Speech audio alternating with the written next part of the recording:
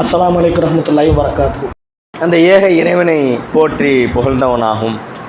அவனுடைய சாந்தியும் சமாதானமும் எம்பெருமானார் நபிகள் நாயகம் ஸல்லல்லாஹு அலைஹி வஸல்லம் அவர்கள் மீதும், அவர்களை அணுவணுவாக பின்பற்றி வாழ்ந்து மறைந்த சத்திய சஹாபாக்கள் சஹாபிய பெண்மணிகள் மீதும், தபு தாபீன்கள் மீதும், இந்த ஜும்மா நாளிலே ஜும்மாவின் கடமை நிறைவேற்றுவதற்காக இங்கு அமர்ந்திருக்கக்கூடிய உங்கள் மீதும் என் மீதும் என்றென்றும் நின்று நிலவட்டும் என்று பிரார்த்தித்தவனாகும். எம்பெருமானார் நபிகள் நாயகம் ஸல்லல்லாஹு அலைஹி வஸல்லம் அவர்கள் எப்போது மக்களுக்கு உரை நிகழ்த்த ஆரம்பித்தாலும் ஒரு எச்சரிக்கையை எச்சரித்தவர்களாக அவர்களுடைய உரையை ஆரம்பம் செய்வார்கள். அத்தகைய எச்சரிக்கை என்னவென்று சொன்னால், ஒவ்வொரு புதிதும் வழிகேடு, ஒவ்வொரு வழிகேடும் நரகில் கொண்டு சேர்க்கும் என்று எச்சரித்தவனாக என்னுடைய இந்த ஜும்மா உரையை ஆரம்பம் செய்கின்றேன். கண்ணியமிக்க எல்லாம் அல்லாஹ்வின் நல்லடியார்களே, இந்த உலகில் வாழக்கூடிய ஒவ்வொரு மூமினான முஸ்லிம்களும் நாம் முஸ்லிம்களாக பயணிக்கின்றோமே தவிர அல்லாஹும் அல்லாஹ்வுடைய தூதரும் காட்டி தந்த வழிமுறையை பின்பற்றுகின்றோமா? அதன் அடிப்படையிலே நடக்கின்றோமா? அல்லாஹும் அல்லாஹ்வுடைய தூதரும் எதனையெல்லாம் விட்டு தடுத்தார்களோ அதிலிருந்து விலகி இருக்கின்றோமா?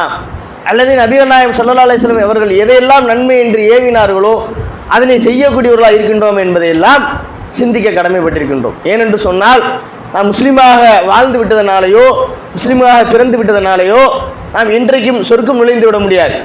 நம்முடைய நன்மையை கொண்டும் அல்லாஹ்வுடைய அருளை கொண்டும் தான் சொர்க்கம் நுழைய வேண்டும் என்று சொல்லி நபிகள் நாயகம் ஸல்லல்லாஹு அலைஹி வஸல்லம் அவர்கள் நமக்கு எச்சரிக்கை செய்கிறாங்க. அப்படி என்று சொன்னால், இந்த உலகில் வாழக்கூடிய ஒவ்வொரு மூமின்களும் எதற்காக நாம் வாழ்கின்றோம்? நம்முடைய வாழ்க்கையிலே நாம் நன்மையான காரியங்கள் அதிகமாக செய்ய வேண்டும், எப்படியாவது நாம் சொர்க்கத்தில் நுழைந்திட வேண்டும் என்று எண்ணுகின்றோம். ஆனால் அதன் அடிப்படையிலே நம்முடைய வாழ்க்கையினுடைய பயணங்களை அமைத்துக் கொள்கின்றோமா, செயல்பாடுகளை அமைத்துக் கொள்கின்றோமா என்று கேட்டால் அது இன்றளவும் கேள்விக்குறியாகவே இருக்கின்றது. ஏனென்று சொன்னால், இன்றைக்கு கிட்டத்தட்ட 40-45 ஆண்டுகளுக்கு மேலாக இந்த ஏகத்துவ பிரச்சாரங்களை நாம் மேற்கொண்டாலும் இன்றளவும் நம்மால் என்ன செய்ய முடியவில்லை? பெரும்பான்மையான இணை வைப்பான காரியங்களை இன்றளவும் தடுக்க முடியவில்லை. மக்களிடத்தில் விழிப்புணர்வு ஏற்பட்டிருந்தாலும் நிர்வாகம் என்றிருக்கின்றார்களே, நிர்வாக ரீதியாக பயணிக்கின்றார்களே, அல்லது 7 வருடம் ஓதி இருக்கின்றோம், பட்டம் பெற்றிருக்கிறோம் என்று சொல்லி மார்த்தட்ட கொள்ளக்கூடிய இமாம்கள் இருக்கின்றார்களே, இவர்கள் எல்லாம் திருந்தி இருக்கின்றார்கள் என்று கேட்டால் இன்றளவும் திருந்தவில்லை என்று மட்டும்தான் சொல்ல முடியும். ஏனென்று சொன்னால், இன்றைக்கும் பெரும்பான்மையான முஸ்லிம்கள் வைக்கக்கூடிய ஊர்களிலே, அதிலும் பெரும்பான்மையாக தர்காக்களை வைத்து கட்டமைப்பு நடத்தக்கூடிய பெரிய ஊர்களை பார்த்தோம் என்று சொன்னால் இன்றளவும் அந்த தர்காவிற்கான முக்கியத்துவங்களை தரக்கூடியவர்களாக இருக்கின்றார்கள். இஸ்லாம் காட்டி தந்த எத்தனையோ விதமான நன்மையான காரியங்கள் இருக்கின்றன. அதனை எல்லாம் எடுத்துரைத்து மக்களிடத்தில் விழிப்புணர்வு ஏற்படுத்தியிருக்கின்றார்களா? இன்றைக்கு பெரும்பான்மையாக எடுத்துக்கொண்டோம் என்று சொன்னால் இளைஞர்களிடத்திலே எது பெரும்பான்மையாக இருக்கின்றது? இந்த போதை பழக்க வழக்கங்கள் பெரும்பான்மையாக இருக்கின்றது. இந்த போதை வழக்கத்தை பற்றி என்றைக்காவது விழிப்புணர்வு செய்திருக்கின்றார்களா? அந்த போதை பழக்கத்தினால் எத்தனை இளைஞர்கள் நாசமாகின்றார்கள், அதை பற்றி என்றைக்காவது விழிப்புணர்வு ஏற்படுத்தியிருக்கின்றார்களா? அல்லது எத்தனையோ விதமான தீமையான காரியங்களை இஸ்லாத்தின் பெயரால் செய்கின்றார்களே, அதனை தடுத்திருக்கின்றார்கள் கேட்டால் எதுவும் கிடையாது. ஆனால் எதை நபிகள் நாயகம் ஸல்லல்லாஹு அலைஹி வஸல்லம் அவர்கள் இது நரகத்திற்குரிய பாதை, இதன் பக்கம் செல்லாதீர்கள் என்று சொன்னார்களோ அதன் பக்கம் இழுத்து செல்கிறார்கள் என்று சொன்னால், இவர் எதற்காக இழுத்து செல்கின்றார்கள் என்று சொன்னால் இந்த உலகத்தினுடைய ஆதாயத்தை தவிர வேறு ஒன்றும் கிடையாது. எத்தனையோ லட்சங்களை செலவழிக்கின்றார்கள். இஸ்லாத்திற்கு ஹராமான செயலாக இருக்கக்கூடிய இசையை அனுமதிக்கின்றார்கள், அலாச்சாரங்கள் அனுமதிக்கின்றார்கள். முதன்மையாக நீங்கள் எடுத்து பாருங்கள், நபிகள் நாயகம் ஸல்லல்லாஹு அலைஹி வஸல்லம் அவர்கள் எந்த இடத்திலாவது கபர்களை கட்டுவதற்கு அனுமதி தந்திருக்கின்றார்களா? அல்லது அதை தரைமட்டமாக ஆக்குவதற்கு அனுமதி தந்திருக்கின்றார்களா? முஸ்லிம்ல 1765வது ஹதீஸாக பதிவு செய்யப்பட்டிருக்கின்றது. என்ன பதிவு செய்யப்பட்டிருக்கின்றது? உங்களது கபர்களை தரைக்கு மேலாக உயர்த்தாதீர்கள், அதனை சுண்ணாம்பு கலவை கொண்டு கட்டாதீர்கள். நபிகள் நாயகம் ஸல்லல்லாஹு அலைஹி வஸல்லம் அவர்கள் எச்சரிக்கை செய்தார்கள். கட்டிடங்களாக அதை எழுப்பாதீர்கள். ஆனால் இன்றைக்கு என்ன நிலைமை? அதை கட்டிடமாக எழுப்புவது மட்டுமல்லாமல் அதனை இத்தனை ஆண்டு காலமாக நாம் வைத்திருக்கின்றோம், அதில் இத்தனை ஆண்டுகளுடைய சிறப்பான ஹந்துரியை நடத்துகின்றோம். எல்லோரும் வாருங்கள். எதற்கு எல்லோரும் வாருங்கள்? நரகத்திற்கு செல்வதற்கா? நபிகள் நாயகம் ஸல்லல்லாஹு அலைஹி வஸல்லம் அவர்கள் இதை தான் வலியுறுத்தினார்களா? அவர்கள் எச்சரித்தார்கள், நமக்கு முன் வாழ்ந்த சமுதாயத்தவர்கள் செய்த தவறை போன்று ஒருபோதும் நீங்கள் செய்து விடாதீர்கள். அவர்கள் முன்னோர்கள் அவர்களுடைய நபிமார்களுடைய அடக்கஸ்தலங்களை வணங்குமிடமாக ஆக்கியதை போன்று ஒருபோதும் என்னுடைய அடக்கஸ்தலத்தை ஆக்கிவிடாதீர்கள் என்று எச்சரிக்கை செஞ்சாங்க. எல்லா இறை தூதர்களுமே இணை வைப்பை அகற்றுவதற்காக தன் உலகிலே அனுப்பப்பட்டார்கள். இறுதியாக வந்தவர்கள் தான் எம்பெருமானார் நபிகள் நாயகம் ஸல்லல்லாஹு அலைஹி வஸல்லம் அவர்களும் இதனைத்தான் போதனை செய்தார்கள். ஆனால் நம்முடைய செயல்பாடு எதுவாக இருக்கின்றது? ஊருடைய வழக்கம், ஊருடைய கட்டுப்பாடு, ஊருடைய பழக்கம் என்று சொல்லி இன்றளவும் இந்த தர்காவிற்கான முக்கியத்துவத்தை வழங்குகிறோம் என்று சொன்னால், அந்த இடத்திற்கு ஒன்று கூடுகிறோம் என்று சொன்னால் அதை நாம் ஆதரிப்பதாகத்தான் அர்த்தம். அங்கே போய் நாங்க கேட்டா என்ன சொல்றது? நாங்க அங்க தர்காக்களை வணங்குறதுக்கு போறது கிடையாது, அதெல்லாம் ஹராம், அதான் எங்களுக்கு தெரியும். ஆனால் நாங்க சும்மா அங்க போய் நிக்கிறோம், கடத்துறோம், பார்க்கிறோம், அங்க போய் சும்மா நிக்கிறோம் என்று சொல்லுகின்றோமே, இதற்கு முதலே மார்க்கத்தில் அனுமதி உண்டா? நபிகள் நாயகம் ஸல்லல்லாஹு அலைஹி வஸல்லம் அவர்களே அல்லாஹ் எச்சரிக்கின்றான், இறை தூதரை எச்சரிக்கின்றான் திருக்குர்ஆன் வாயிலாக. குர்ஆனை இழிவுபடுத்தும் விதமாக ஒரு சம்பவம் அங்கு நடக்குது என்று சொன்னால் அந்த இடத்திலே நீங்கள் அமராதீர்கள் அல்லாஹ். யார சொல்றான்? ஒரு மனிதரை பார்த்து சொல்றான் அல்லாஹ், இறை தூதரை பார்த்து சொல்கின்றான். அப்ப அவர்களுக்கு அந்த தடை என்று சொன்னால் ஒட்டுமொத்த மனித சமுதாயத்துக்கு அது தடைதானே. அப்ப ஒரு இஸ்லாத்திற்கு இல்லாத ஒரு முரணான ஒரு விஷயம் நடைபெறுகிறது என்று சொன்னால் அந்த இடத்திற்கு நாம் செல்வதே தவறுதானே. அதான் நாம் என்ன சொல்லிக்கிறோம்? சும்மாவே போய் நிற்கிறோம், நாங்கள் அதை எதுவும் பார்க்கல, நாங்கள் போய் துவா கேட்கல. அப்ப இதுவெல்லாம் என்னவென்று சொன்னால் நம்மளை நாமே இலகுவாக என்ன செய்கிறோம்? சமாதானப்படுத்திக் கொள்கின்றோம். ஆனால் இன்றைக்கு 45 ஆண்டுகளுக்கு மேலாக இந்த ஏகத்துவ பிரச்சாரத்தை எந்த அளவுக்கு எடுத்து சொன்னாலும் இதை மக்களிடத்தில் அகற்ற முடியாததற்கு முதல் காரணம் என்னவென்று சொன்னால் அங்கு செல்லக்கூடிய மக்கள் தான். என்றைக்கு நீங்கள் அது ஹராம், அல்லாஹ் அதை தடை செய்திருக்கின்றான், அங்கு நாம் செல்லக்கூடாது என்று விலகுகின்றீர்களோ அன்றைக்குத்தான் அதை விழாவாக எடுத்து நடத்தக்கூடியவர்களுக்கு பேர் இடியாக கொடுக்கும். இதை நாம் செய்யக்கூடாது, மக்களிடத்திலே ஆதரவு இல்லை என்று அவர்கள் விளங்கும் வண்ணமாக இருக்கும். ஆனால் அதை விடுத்துவிட்டு நாம் என்ன செய்கிறோம்? ஏதோ 10ஓட 11 அத்தோட இது ஒண்ணுன்னு சொல்லி கடந்து போய்கிட்டே இருக்கிறோம். எத்தனை ஆண்டுகளாக கடந்து போறோம்? பல 100 ஆண்டுகளாக கடந்து செல்கின்றோம் என்று சொன்னால் அதனுடைய தவறு யாரின் பக்கம் இருக்கின்றது? மக்களாகிய நம்ம இடத்துல தான் இருக்கின்றது. எத்தனையோ இறை வசனங்கள் மூலமாக அல்லாஹ் தெளிவுபடுத்துகின்றான். தனக்கு இணை கற்பிக்கப்படுவதை அல்லாஹ் ஒருபோதும் மன்னிக்க மாட்டான், அதற்கு கீழ்நிலையில் உள்ள பாவத்தை அல்லாஹ் மன்னிப்பதாக திருக்குர்ஆனில் அறிவுறுத்துகின்றான். இணை வைப்பு என்று சொன்னால் என்ன? இணை வைப்பு என்று சொன்னால் இறைவனுக்கு நிகராக ஒரு இடத்திலே ஒரு மனிதரையோ அல்லது இறந்த ஒரு மனிதரையோ கொண்டு வைப்பதுதான், அதுதான் இணை வைப்பு. அந்த இணை வைப்பை தான் இன்றைக்கு நாம் என்ன செய்கிறோம் என்று சொன்னால் அதற்கு முட்டு கொடுத்து நிற்கின்றோம். எந்த அளவுக்கு என்று சொன்னால் கடந்த ஒரு 2, 3, 4 ஆண்டுகளுக்கு முன்னதாக கொரோனா காலகட்டத்திலே ஒரு சம்பவத்தை நினைவூட்டுகின்றோம். அந்த காலகட்டங்களிலே யாரும் எங்கேயும் வெளியில போகல. ஆனால் நாகூர் என்று சொல்லக்கூடிய ஒரு ஊர்ல வளத்தில வாயிலாக பார்க்கிறோம், ஒரு பெண்மணி என்ன செய்யறாங்க? தன்னுடைய உறவினருக்கு யாருக்கோ ஒருவருக்கு குழந்தை இல்லை என்று சொல்லி ஒரு குழந்தையினுடைய தொட்டில எடுத்துக்கொண்டு வந்து அங்க கட்டுறாங்க. அதை ஒரு சகோதரர் வீடியோ எடுத்து, இது ஏமா இதில் கட்டுறீங்க, இதனால் என்ன பயன் என்று கேட்கும் பொழுது, என்னுடைய உறவுக்கார பெண்ணுக்கு ஒருவருக்கு குழந்தை இல்லை, இவரிடத்திலே முயற்சி செய்தால் இது போன்று கட்டினால் அவருக்கு குழந்தை பிறக்கும் என்று சொன்னார்கள், அதனால் நான் செய்கிறேன் என்று சொல்கிறார் என்று சொன்னால் இன்றளவும் பாமர மக்களிடத்திலே இந்த இணைப்பு இருக்கின்றதா இல்லையா? இதை நம்புகின்றார்களா இல்லையா? அதை எடுத்துக்காட்டாக செல்வதற்கு தான் அந்த வீடியோ அவர் பதிவு செய்கின்றார். அதை நாம் வீடியோவாக பார்த்து கடந்து விடுகின்றோம். ஏதோ ஒரு இடத்திலே நடக்கின்றது, யாரோ ஒருவர் செய்கின்றார் என்று கடந்து செல்கின்றோமே தவிர இது அல்லாஹ்வுடைய தூதரும் தடை செய்த ஒன்றாச்சு, இதற்கு நாம் எப்படி முட்டு கொடுப்பது என்பதை யாரும் சிந்திப்பது கிடையாது. யாருக்கு குழந்தை பாக்கியம் இல்லாமல் அல்லாஹ் சோதனை தந்தான்? எத்தனையோ நபிமார்களுக்கு அல்லாஹ் குழந்தை இல்லாமல் சோதனை தந்திருக்கின்றான். அதிலே இப்ராஹிம் அலைஹிஸ்ஸலாம் அவருடைய வரலாற்றை எடுத்து பாருங்கள். கடைசி காலத்தில் அல்லாஹ் குழந்தை கொடுக்கிறான், வயது முதிர்ந்த நிலையிலே. அவர்களுக்கு இந்த தர்காவின் பக்கம் செல்வதற்கு தெரியாதா? அவர்கள் ஊர்களில் தர்காக்களை எழுப்பி அங்கு கொண்டு நேர்ச்சி செய்வதற்கு தெரியாதா? ஏன் அதை அவர் செய்யவில்லை? அவர்களிடத்திலே அது ஹராம் என்று விளக்கப்பட்டிருந்தது. எந்த அரபு நாடுகளிலும் தர்காக்கள் கிடையாது.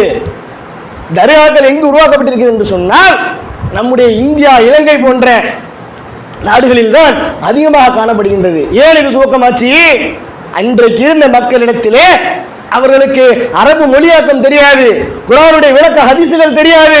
இமாம்கள் எதை மார்க்கம் என்று சொன்னார்களோ அதை மார்க்கம் என்று எண்ணியவர்களாக இருந்தார்கள். அதன் காரணமாக அவர்கள் எதை மார்க்கம் என்று சொன்னாலும் பின்பற்றக்கூடியவர்களாக இருந்தாங்க. அதன் காரணமாகத்தான் இறந்தவருக்கு சமாதியை கட்டி அவரிடத்திலே நேர்ச்சை செய்தால் அவர் அல்லாஹ்விடத்திலே பரிந்துரை செய்வார், அல்லாஹ்விடத்திலே பெற்று தருவார் என்று சொல்லி ஒரு கட்டுக்கதையை சொல்லி இன்றளவும் அதே கட்டுக்கதை தான் ஓடுகின்றது. ஆனால் இன்றைக்கு அல்லாஹ் நமக்கு திருக்குர்ஆனை மிக இலகுவாக ஆக்கி தந்திருக்கின்றான். ஒவ்வொரு மொழிகளிலும் மொழியாக்கம் செய்யப்பட்டிருக்கின்றது. அரபு மொழியிலே இருக்கும் என்று சொன்னால் அதை ஓதி அதனுடைய அர்த்தங்கள் என்ன என்று அல்லாஹ் விளக்கமாக தந்திருக்கின்றான். அதே போன்று ஹதீஸ் கித்தாபுகள் ஒவ்வொன்றிலும் நாம் சொல்லக்கூடிய விஷயங்களை நாம யாரும் சொல்ல முடியாது. உடனே ஒரு சந்தேகம் இருக்கின்றதா? நான் 1765 முஸ்லிம்ல இந்த ஹதீஸ் சொல்லப்பட்டிருக்கு என்று சொன்னால் இன்றைக்கு இருந்த இடத்தில் இருந்து கொண்டு தன்னுடைய மொபைல் வாயிலாக ஒவ்வொரு மனிதனும் சிந்தித்து செயல்படலாம். இந்த ஹதீஸ் என்ன சொல்லுது? இது இஸ்லாத்திற்கு முரணான விஷயம் என்று சொல்கின்றதா? இவர் சரியாக சொல்கிறாரா என்றெல்லாம் சொல்லி இன்றைக்கு அல்லாஹ் நமக்கு தொழில்நுட்ப வளர்ச்சியை தந்திருக்கின்றான், மார்க்கத்தை இலகுவாக அறிந்து கொள்வதற்கு தந்திருக்கின்றான். ஆனால் அதனை அறிந்து கொள்வதற்கு எத்தனை இளைஞர்கள் முயற்சி செஞ்சிருக்கிறோம், எத்தனை பெண்கள் முயற்சி செய்கின்றோம், எத்தனை நபர்கள் இந்த ஹராமான விஷயத்தை அறிந்து வைத்திருந்தால் பிற மக்களிடத்திலே இது ஹராம் என்று எப்படி சொல்லி இருக்கின்றோம்? நபிகள் நாயகம் ஸல்லல்லாஹு அலைஹி வஸல்லம் அவர்கள் தன்னுடைய இறுதி பெறையில ரத்தின சுருக்கமாக சொல்கின்றார்கள், என்னிடத்திலிருந்து ஒரு செய்தி கிடைத்தாலும் அதை பிற மக்களிடத்திலே எத்தி வைங்கன்னு சொல்றாங்க. அப்ப இது போன்று நாம் எத்தி வைத்திருந்தோம் என்று சொன்னால் இன்றைக்கு இந்த தர்காவுடைய வழிபாட்டிற்கு முன்னோட்டமாக செல்வார்களா? எத்தனை லட்சங்களை அதற்கு செலவு செய்கின்றார்கள். அந்த பொருளாதாரத்தை வைத்து நம்முடைய சமுதாயத்திலே எத்தனையோ நல் காரியங்களை செய்யலாமே. நம் சமுதாயத்திலே எத்தனையோ இளைஞர்கள் கல்வி இல்லாம இருக்கிறாங்க, எத்தனையோ ஏழைகள் வீடு இல்லாம இருக்கிறாங்க. இதற்கெல்லாம் செலவு செய்வதற்கு யாரும் தயாராக இல்லை, இதை பற்றி பேசுவதற்கு தயாராக இல்லை. சட்டமன்றத்திலே பார்க்கின்றோம், நம்முடைய உறுப்பினராக இருக்கக்கூடியவர் எது மக்களுக்கு தேவை அதை கேட்பதாக அல்ல. இப்படியாக ஒவ்வொன்றாக நாம் போனோம் என்று சொன்னால் ஒரு ஜும்மாவே பத்தாது, அடுக்கிக்கிட்டே போகலாம். ஆனால் நமக்கு எது முக்கியமாக இருக்கின்றதோ அதை புறந்தள்ளுகின்றோம், எது வீணும் விளையாட்டமாக இருக்கின்றதோ அதை முன்னெடுப்பாக செல்கின்றோம். இன்றைக்கு இருக்கக்கூடிய இளைஞர்களிடத்திலே எத்தனை நபர்களுக்கு இந்த மார்க்க அறிவை வளர்த்திருக்கின்றார்கள்? ஏனென்று சொன்னால் அவர்களிடத்திலே அந்த மார்க்க அறிவு வளர்ந்தது என்று சொன்னால் வலைதள வீடியோவில் பார்க்கின்ற ஒரு ஊரிலே அருகாமையில் இருக்கக்கூடிய கோட்டைப்பட்டினத்திலே தர்கா வழிபாட்டிலே ஹந்துரியின் விழாவிலே எந்த அளவுக்கு ஆட்டம் போடுகின்றார்கள். இசை கச்சேரியோடு டான்ஸோடு யார் செல்கிறார் என்று சொன்னால் இளைஞர்கள் செல்கிறார்கள். இதைதான் நபிகள் நாயகம் ஸல்லல்லாஹு அலைஹி வஸல்லம் ஒரு காலத்தில் வாழ்ந்த இளைஞர்களுக்கு நபிகள் நாயகம் ஸல்லல்லாஹு அலைஹி வஸல்லம் கற்றுத் தந்தார்களா?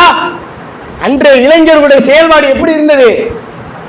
அன்றைய இளைஞர்களுடைய நிலைமை எப்படி இருந்தது? மார்க்கத்தை தானும் கற்றுக்கொண்டு பிறருக்கும் கற்றுக் கொடுக்கக்கூடியவர்களாக இருந்தாங்க. ஒரு சாரார் வருகிறார்கள் இளைஞர்கள், நாங்கள் இந்த மார்க்கத்தை கற்றுக்கொண்டு அல்லாஹ்வின் பாதையிலே செலவழித்து இந்த மார்க்கத்தை பிற மக்களுக்கு எத்தி வைக்க ஆசைப்படுகிறோம் என்று சொல்கின்றார்கள். நபிகள் நாயகம் ஸல்லல்லாஹு அலைஹி வஸல்லம் அவர்கள் எந்த வித எதிர்ப்பும் தெரிவிக்காமல் அவர்கள் அரவணைக்கின்றார்கள். ஒரே ஒரு விஷயத்தை மட்டும் அவங்க சொல்றாங்க, ஏன் நீங்கள் ஒரு 25 நபர்கள் இருக்கிறீங்க அல்லது ஒரு 30 நபர்கள் இருக்கிறீங்கன்னு சொன்னால் 15 நபர்கள் பள்ளியிலே தங்கி என்னோடு அமர்ந்து இந்த மார்க்கத்தை அறிந்து கொள்ளுங்கள். ஒரு 15 நபர்கள் தன்னுடைய வாழ்வாதாரத்தை நோக்கி செல்லுங்கள். ரொட்டேட் முறையில் சொல்லி தர்றாங்க. ஆனால் இன்றைக்கு ரொட்டேட் முறையில் இந்த இளைஞர்கள் எதை கற்று வைத்திருக்கின்றார்கள் என்று சொன்னால் கேம் விளையாடலாமா? 24 மணி நேரம் கொடுத்தாலும் பத்தாது. மொபைல் ஃபோனில் 10 பேர் இருக்கிறான்னு சொன்னா 5 நபரா நீ ஒரு 5 மணி நேரம் விளையாடு, நான் ஒரு 5 மணி நேரம் விளையாடுறேன். இதன் விளைவாகத்தான் இன்றைக்கு இந்த இஸ்லாமிய இளைஞர்களிடத்தில் எது நல்லது, எது கெட்டது, எது ஹராம், எது ஹலால் என்று தெரியல. ஆனா பெற்றோர் இருக்கக்கூடிய என்ன செய்யறாங்க, பெரும்பான்மையானவர்கள் ஆண்கள் வெளிநாட்டில் இருப்பாங்க. நம்முடைய சமுதாயத்தில் ஆண்கள் வெளிநாட்டில் இருக்கும் காரணத்தினால் பெண்களிடத்திலே தான் இந்த பிள்ளைகள் வளர்கின்றார்கள். அப்ப அப்படிப்பட்ட அந்த பிள்ளைகளுக்கு மார்க்கத்தை சொல்லிக் கொடுக்க வேண்டிய இடத்துல யார் இருக்கிறா? அந்த இமாம்கள் இருக்கிறாங்க. அந்த இமாம்கள் எதை போதிக்கின்றார்கள், எதை சொல்லி தருகின்றார்கள், எது ஹராம் எது ஹலால் என்று சொல்லி தருகின்றார்களா? அப்படி சொல்லி தந்திருந்தார்கள் என்று சொன்னால் இந்த தர்காவின் பக்கம் அவர்கள் சொல்ல விட்டிருப்பார்களா? நபிகள் நாயகம் ஸல்லல்லாஹு அலைஹி வஸல்லம் அவர்கள் எச்சரிக்கையாக விடுத்த விஷயம். அல்லாஹ் தன்னுடைய திருமறையிலே சொல்லி காண்கின்றார், எவர் ஒருவர் இணை கற்பிக்கின்றாரோ அவருக்கு சொர்க்கத்தை தடை செய்து விட்டான், அவருக்கான கூலி நரகம் என்று சொல்லி காண்கிறார். அப்ப ஒரு மனிதன் இணை வைத்து விட்டான் என்று சொன்னால் அவனுக்கான கூலி நரகத்தை தவிர வேறு எதுவுமே கிடையாது. ஆனால் சர்வ சாதாரணமாக இந்த இணை வைப்பான காரியத்தை, இந்த தர்காவுடைய வழிபாட்டை முன்னெடுத்து செல்கிறோம் என்று சொன்னால் அதற்கு சொல்லக்கூடிய காரணம் எதுவா இருக்குது? எங்களுடைய ஊர் வழக்கம், ஊர் பழக்கம், ஊருடைய கட்டுப்பாடு, அதனால் நாங்கள் போறோம்னு சொல்றீங்களே. இமாம்களாக 7 வருடம் ஓதி பட்டம் பெற்றதுடைய நிலைப்பாடு இதுதானா? அல்லாஹ் இதைத்தான் சொன்னானா? தெளிவாக அல்லாஹ் கேட்கின்றான். 10வது அத்தியாயம் 18வது வசனத்திலே இவர்கள் அல்லாஹ்வை அழைக்கின்றார்கள், அவர்கள் எந்த நன்மையும் செய்ய முடியாது, அவர்கள் சொல்லக்கூடிய விஷயம் அல்லாஹ்விடத்திலே இவர்கள் பரிந்துரைப்பார் என்று சொல்கின்றார்களே, அல்லாஹ்வுக்கு இவர்கள் தெரியாததை கற்றுத் தருகின்றார்களா? எடுப்பில் சொல்லக்கூடிய விஷயம் என்ன? தர்காவுக்கு நாங்கள் போறோம், நாங்க எதையும் நம்பி கேட்கறது கிடையாது, ஆனால் எங்களுக்காக அந்த இறந்த மனிதர் அல்லாஹ்விடத்திலே நல்லடியாராக இருப்பதனால் சிபாரிசு செய்வார்கள், அதை பெற்று தருவார்கள் என்று சொல்லுகின்றோமே. அதற்கு அல்லாஹ் நெத்தியடி அடித்ததை போன்று கேட்கின்றான், அல்லாஹ்வுக்கு தெரியாததை நீங்க கற்றுத் தருவீங்களா? உங்களுக்கு எந்த நன்மையும் தீமையும் செய்யாதவற்றை வணங்குகின்றீர்களா? அவரிடத்தில் பிரார்த்திக்கின்றீர்களா? அல்லாஹ்வுக்கு தெரியாததை நீங்கள் சொல்லி தருகிறீர்களா என்று சொல்லி 10வது அத்தியாயம் 18வது வசனத்தில் அல்லாஹ் கேட்கின்றான். ஒரு விஷயம் இருக்குது, ஒரு காரியம் இருக்குது என்று சொன்னால், ஒரு மனிதனாக நாம் இருக்கிறோம், ஒரு விஷயம் நமக்கு தெரியாது, அந்த விஷயத்தை தெரிந்த நபர்களிடத்தில் அறிந்து கொள்வதற்கு தப்பு கிடையாது, அது ஒரு இயல்பு. எனக்கு ஒரு விஷயம் தெரியாது, இந்த விஷயத்தை நான் செய்ய வேண்டும். உதாரணமாக ஒரு தொழில் செய்கிறோம், ஒரு நண்பர்கிட்ட போய் நம்ம கேட்போம், இந்த மாதிரி நான் தொழில் துவங்கலான் இருக்கிறேன், இந்த தொழிலில் முன்னேற்றம் வருமா, இதனுடைய லாபத்தங்கள் எப்படி இருக்கும்னு கேட்பது என்று சொன்னால் அது மனிதனுடைய இயல்பு, அது கேட்கலாம். ஆனால் அல்லாஹ் சொல்லி கொடுத்த ஒரு விஷயத்தை, அல்லாஹ் தடை செய்த ஒரு விஷயத்தை அல்லாஹ்வின் பெயராலே நாம் செய்கிறோம் என்று சொன்னால் அதை தான் அல்லாஹ் கேட்கின்றான். அல்லாஹ்வுக்கு தெரியாததை நீங்க கற்றுத் தருவீங்களான்னு கேட்கிறான் அல்லாஹ். எத்தனை நபர்கள் இதை பற்றி சிந்தித்திருக்கின்றோம்? அந்த வீடியோவை நாம் சொன்னோமே, அந்த நபரிடத்திலே, அந்த பெண்மணி இடத்திலே இது போன்ற விஷயங்களை அறிந்திருந்தால் அவர் போய் குழந்தை வேண்டி அந்த இடத்திலே ஒரு தொட்டிலை கட்டுவாரா? அப்படி கட்டினார் என்று சொன்னால் அவருடைய அர்த்தம் என்ன? அல்லாஹ்வுடைய இடத்திலே அல்லாஹ்விற்கு இணையாக அந்த இறந்த மனிதரை கொண்டு போய் வைக்கிறோம். அல்லாஹ்விடத்திலே பிரார்த்திக்க வேண்டிய விஷயத்தை இறந்த மனிதரிடத்திலே பிரார்த்திக்கின்றோம். அல்லாஹ் அழகாக சொல்கின்றான், பிரார்த்திப்பவர் என்னே பிரார்த்திக்கட்டும், அவனுக்கான பிரார்த்தனைக்கான பதிலை நானே தருகின்றேன், அவனுடைய பிறடி நரம்பிற்கு அருகாமையில் இருக்கிறேன்னு அல்லாஹ் சொல்லி காமிக்கிறான். ஒரு மனிதனுக்கு எது அருகாமையில் இருக்கும்? கண் இருக்கு, கண்ணுக்கு அருகாமையில் எது இருக்கும்? முகங்கள் இருக்கும்.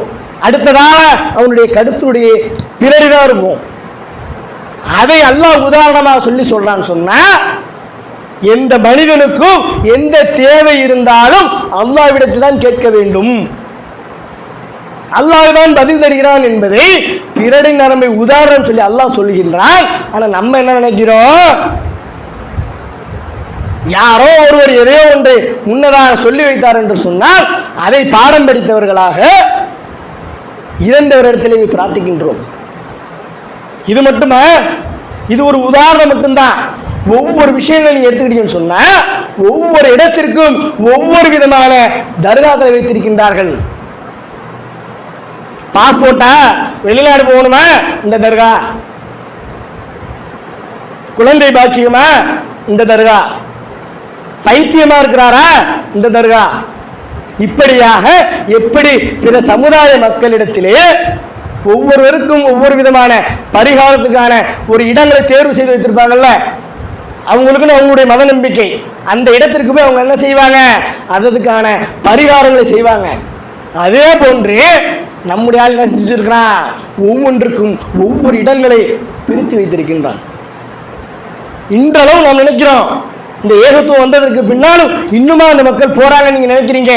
சாதாரணமாக ஒரு நாளைக்கு ஒரு தர்காவில் சென்று பாருங்கள், எத்தனை பாமர மக்கள் அங்கு வர்றாங்க, எது மாதிரியான செயல்களை செய்யறாங்க என்று பார்த்தீர்கள் என்று சொன்னால் இன்றளவும் இந்த தர்காவிற்கான செல்லக்கூடிய மக்கள் இருக்கிறார்கள் என்பதை நீங்கள் உணர்வீர்கள்.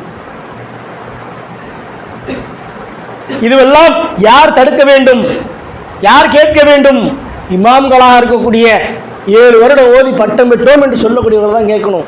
ஆனால் அவர்கள் எதை நோக்கமாக இருக்கிறார்கள் என்று சொன்னால் இந்த உலகத்தினுடைய பொருளாதாரம், இந்த உலகத்தினுடைய கிடைக்கக்கூடிய பதவி சுகம். ஒரு இமாமாக இருக்கின்றார், அவருக்கு நன்றாக தெரியும் இந்த தர்கா வழிபாடு என்பது கூடாது, அல்லாஹ் தடை செய்த ஒன்றே, இதில் சென்றோம் என்று சொன்னால் நரகத்திற்கு செல்வோம் என்பதெல்லாம் தெரியும். ஆனால் தெரிந்திருந்தால் வாய் திறப்பது கிடையாது.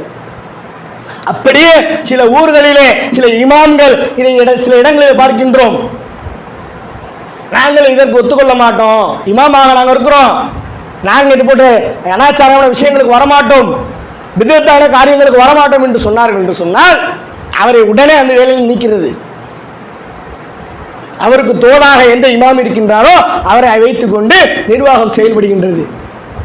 இமாம் நேர்மையானவராக மார்க்கப்பட்டுடன் இருந்தார் என்று சொன்னால் அங்கு இருக்கக்கூடிய சக நிர்வாகிகள் அதற்கு ஒத்துழைப்பு தருவது கிடையாது.